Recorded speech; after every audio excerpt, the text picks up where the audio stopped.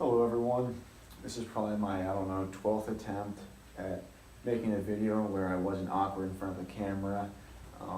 Really, I guess in competition with Eric, my identical brother in the course. But that's just not going to happen. You know, I have a good beard, he doesn't, and he has a little bit more natural talent from the camera than me, so bear with me on that.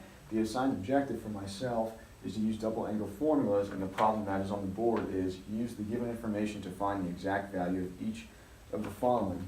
So a note before beginning is that 2 theta for any trig function we'll be using today is not equal to twice the value of theta. So we can't just take some value theta and multiply by 2. That's not what we're doing here. It doesn't work. Why? Because 2 theta belongs to the argument of the trig function. 2 does not belong to the trig function, right? Well, like the trig function for sine is y over r, so clearly doesn't belong there.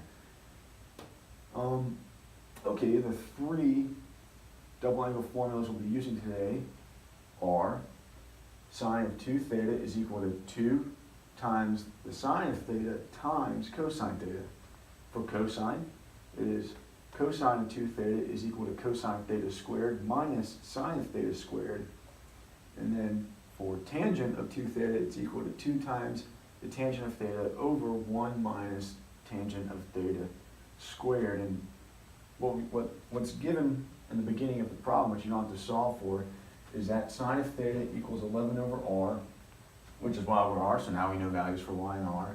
And we're told that the angle is in quadrant 2, so graphed on a coordinate plane, we can see clearly that our value of x must be negative. And so when we plug y and r into the equation for a circle with center at the origin, once you get to x squared equals 75, right, and you take the square root of both sides, you'll end up with plus or minus 5 times the square root of 3. Well, we know, according to this angle, that x, which is on the negative portion of the horizontal x-axis, has to be negative, and so x is equal to negative 5 times the square root of 3. So with these, we can figure out what the value for each of the trig functions are, right? So sine theta equals 11 over 14, cosine theta equals negative 5 times the square root of 3 over 14, and then tangent of theta accordingly. And once we know these, we can plug them into the formulas accordingly.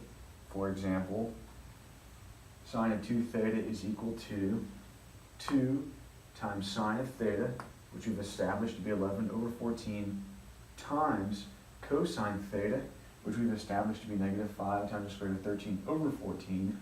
Now, I just can't do all these operations on video because it would exceed the time limit, but assuming I did them all right on paper, which I did, the exact value of sine of 2 theta is negative 55 times the square root of 3 over 98. And you simply do that for the 2 remaining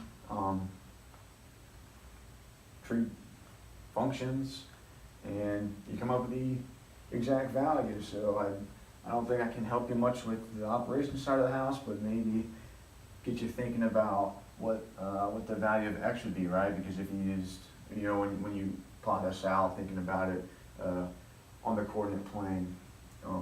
Anyway, hopefully you all took something out of this video, and hopefully you can see it. It's not blurry when I go to watch the playback. If you have any questions, please leave them in the comments.